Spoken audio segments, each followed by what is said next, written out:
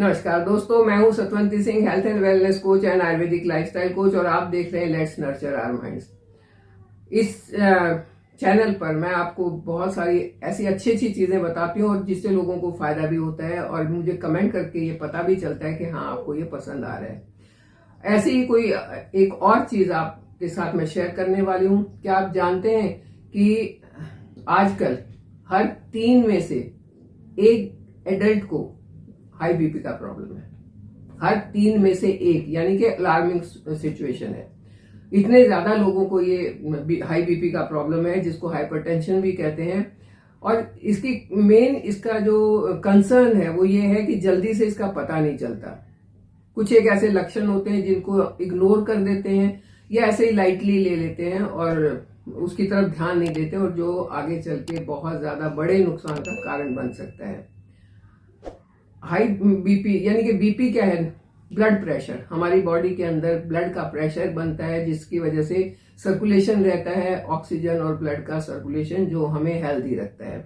लेकिन अगर ये सर्कुलेशन जरूरत से ज्यादा हो जाए, इसकी लिमिट है 120 और 80, यानी कि अपर लिमिट 120 और लोअर लिमिट 80। अगर इससे ज्यादा हो जाता है तो उसको हाई बीपी कहते हैं, और अगर उससे भी बहुत लंबे समय तक वो हाई रहे तो उसको हाइपरटेंशन कहते हैं। हाइपरटेंशन एक खतरनाक बीमारी है, लेकिन इसको साइलेंट किलर कहते हैं।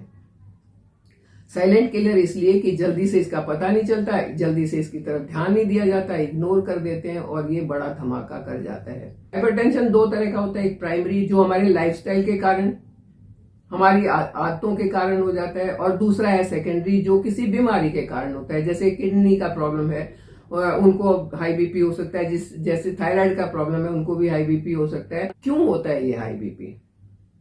क्यों बढ़ जाता है ये प्रेशर? ये स्ट्रेस के कारण बनता है, ये नींद पूरी नहीं होने के कारण बनता है। अगर आप लगातार मशीन की तरह लगे हुए हैं और अपनी नींद की तरफ ध्यान नहीं देते हैं तो भी हाइपर टेंशन या हाई बीपी हो सकता है। सेडेंटरी लाइफस्टाइल अगर आपका है तब भी हो जाता है। अगर आप एक्सरसाइज कम करते हैं या नहीं के बराबर करते हैं, लेकिन जंक वगैरह बहुत खाते हैं, तो भी हो जाता है। अल्कोहल से हो जाता है, स्मोकिंग से हो जाता है। किसी की फैमिली हिस्ट्री है कि उनके यहाँ सबको ही, जो उनके बड़े हैं, उनको हाई बीपी का प्रॉब्लम है, तो जेनेटिक भी हो सकता है। लेकिन जेनेटिक को संभाला जा सकता है। अगर पता है कि जेनेटिक है तो शुरू से ध्यान देना शुरू कर दो, तो वो प्रॉब्लम नहीं आएगा। उसको संभाल सकते हैं काफी हद तक। तो ये जो हाई बीपी का प्रॉब्लम है, ये बहुत खतरनाक होता है। अगर इसको इग्नोर कर दिया तो क्या क्या रिस्क हो सकते हैं? हार्ट अटैक आ सकता है, ब्रेन स्ट्रोक हो सकता है, और पैरालाइज हो सकता है। आंखें खराब हो सकती हैं, दिखना बंद हो सकता है हाई बीपी के कारण। किडनी डैमेज हो सकती है, ब्लड वेसल वीक हो सकते हैं, जो और नई नई बीमारियों का कारण बन सकते हैं। ये इतने सारे रिस्क फैक्टर हैं इसके, अगर इसको सही टाइम पर नहीं मैनेज किया तो। कहते हैं ना कि अ स्टिच इन टाइम सेव्स 9। अगर शुरू में ही देख लो तो बीमारी बढ़ेगी नहीं। तो आज हम बात करेंगे वो बीमारी कैसे ना बढ़े, उस बीमारी को कैसे शुरू में ही कंट्रोल कर लें, और अगर हो भी गया तो धीरे धीरे करके कैसे कंट्रोल करें कि हम दवाइयों से भी बच जाएं और इन परेशानियों से भी बच जाएं। तो लेकिन उससे पहले अगर आपको टॉपिक अच्छा लग रहा है तो इसे लाइक कर दें, चैनल पर नए हैं तो सब्सक्राइब कर दें और बेल आइकन जरूर दबाएं।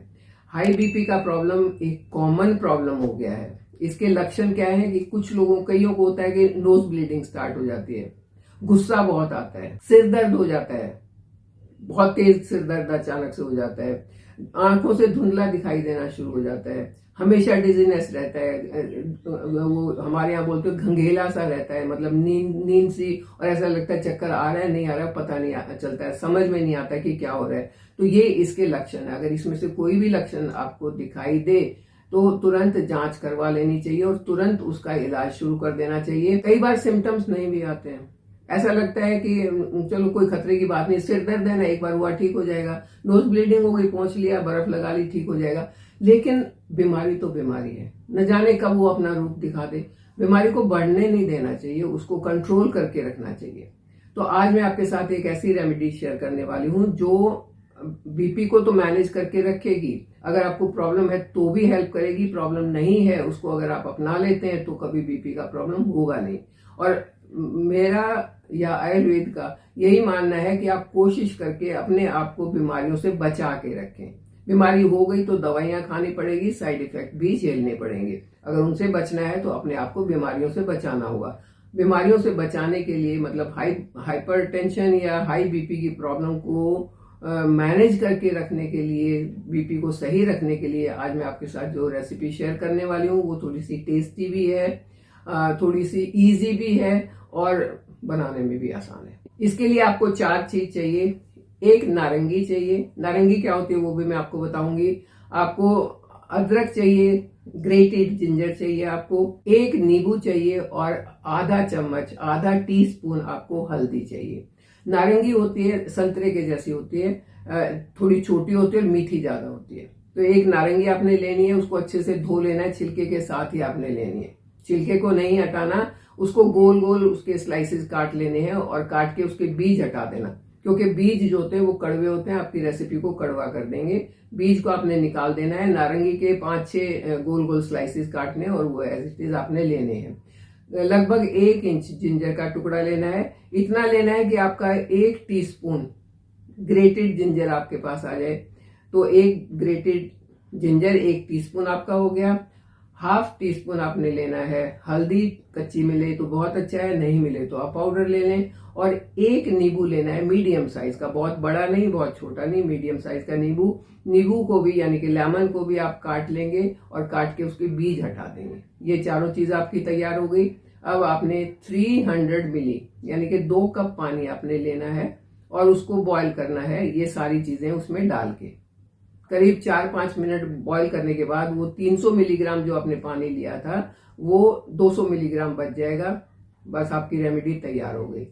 उसको ढक के रख दें, ठंडा होने दें, ढके ढके ठंडा होने दें, इतना ठंडा कि आप उसको सिप सिप करके आराम से पिएंगे। ये चीजें क्यों फायदा करेंगी वो भी मैं आपको बता देती हूँ। नारंगी के अंदर पोटेशियम बहुत ज्यादा होता है और विटामिन सी काफी मात्रा में होता है। पोटेशियम जो है वो सोडियम के लेवल को मैनेज करके रखता है। ज्यादा सोडियम होने से हार्ट का, बीपी का चांसेस बढ़ जाते हैं। तो पोटेशियम सोडियम को मैनेज करके रखेगा, आपकी बॉडी में उसको बढ़ने नहीं देगा। एंटीऑक्सीडेंट होगा क्योंकि इसमें विटामिन सी काफी मात्रा में है, तो बॉडी में टॉक्सिन्स नहीं आने देगा। ये आपके हार्ट के लिए भी बहुत अच्छा है और इससे इन्फ्लेमेशन भी कम होगा। जिंजर आप सब जानते हैं, जिंजर तो डाइजेशन के लिए बहुत अच्छा है, गैस एसिडिटी नहीं होती है उससे। जिंजर भी एंटीऑक्सीडेंट है। और lemon again vitamin C rich होता है, एंटीऑक्सीडेंट होता है।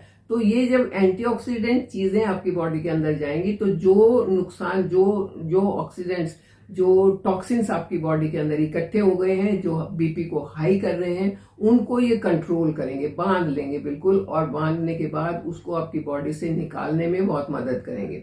जब टॉक्सिन्स बाहर निकल जाएंगे तो फिर आप हेल्दी हो जाएंगे। टर्मरिक तो आप सब जानते हैं, एंटी इन्फ्लेमेटरी होता है, एंटीसेप्टिक होता है, एंटीबैक्टीरियल होता है और ये आपकी जो बॉडी के अंदर से इन्फ्लेमेशन को दूर करेगा। इसके जो इसका प्रभाव है उसको ज्यादा बढ़ाने के लिए 1 चुटकी उसमें आप काली मिर्च का पाउडर डाल सकते हैं, क्योंकि हल्दी के अंदर करक्यूमिन होता है और जो पेपरिन है काली मिर्च का, वो करक्यूमिन के काम को कई गुना बढ़ा देता है, उसके फायदे को कई गुना बढ़ा देता है। तो ये आपका बनाने का तरीका मैंने बता दिया, क्यों ये अच्छी है वो भी मैंने बता दिया। आप चलते हैं, बात करते हैं कि इसको पीना कैसे है। इसको आपने, या करीब 1.5 कप आपका पानी बचेगा, उसको छान के सुबह आपने पीना है, सिप सिप करके, टाइम लगा के 5-7 मिनट, जैसे गरम गरम चाय पीते ना वैसे पीनी है आपने बस। और उसके बाद आधे घंटे तक आपने कुछ नहीं खाना है। वही आपकी बीपी को मैनेज करने की रेमेडी। इस रेसिपी को आप नोट करके रख ले, बहुत ही पावरफुल रेसिपी है, बहुत ही पावरफुल रेमेडी है। और क्योंकि इसके अंदर सारी चीजें ऐसी हैं जो हेल्थ के लिए अच्छी हैं। विटामिन सी काफी अच्छा है, पोटेशियम आपको चाहिए जो आपके हार्ट के लिए बहुत अच्छा है। ये सोडियम को भी मैनेज कर लेगा, इन्फ्लेमेशन को भी हटा देगा, डाइजेशन को भी इंप्रूव कर देगा। तो आपका बीपी अपने आप ही मैनेज हो जाएगा। लेकिन अगर आप कोई दवाई खा रहे हैं तो बिना डॉक्टर के पूछे दवाई आपने बंद नहीं करनी है। अगर नहीं खा रहे हैं तो ये रेमेडी अपनाइए, आप ठीक रहेंगे। प्रेग्नेंट लेडीज को अपने आप बिना किसी डॉक्टर से पूछे ये ट्राई नहीं करना चाहिए। और वो लेडीज जिनका बच्चा भी बहुत छोटा यानी 1 महीने 2 महीने का, उनको भी ये ट्राई नहीं करना चाहिए, क्योंकि वो बच्चे को दूध पिला रही हैं। तो डॉक्टर से पूछे बिना नहीं ट्राई करना है। अदरवाइज बाकी सबके लिए बहुत अच्छा है। तो इस आसान सी रेमेडी को आप अपना के देखिए, अपने बीपी को मैनेज करके रखिए, हार्ट को हेल्दी रखिए। बीपी मैनेज रहेगा तो हार्ट भी आपका हेल्दी रहेगा, और दिल जब तक धड़कता है तो हम जवान हैं, हम मस्त हैं, तंदुरुस्त हैं। और इसी तंदुरुस्ती के साथ आप मेरे साथ बने रहिए, चैनल को सब्सक्राइब कीजिए। Thank you.